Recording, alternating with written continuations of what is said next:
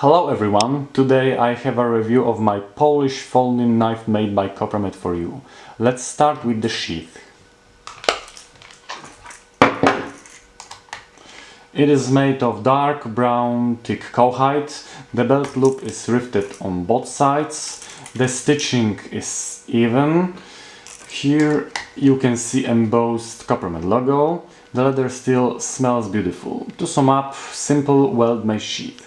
Now let's talk about the knife. Total length is 20.5 centimeters. Blade length is 9 centimeters. Thickness is 3 millimeters. Blade material is X46CR13, which is a French stainless steel.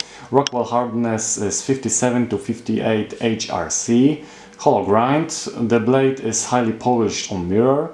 On my knife is engraved KOPROMED handmade stainless steel, but you can also choose it with hunting motifs, for example with animals, wild boars, deers, etc. The ferrules are made of stainless steel. Handle Stackhorn scales, but you can also find it in other options such as African wood sapelli, wenge and stainless steel handle. Stainless steel rivets. Good grip, even for large hands like mine. Brass sleeve for cord. Backlock works very well. Don't worry, it won't close on your fingers. No blade play.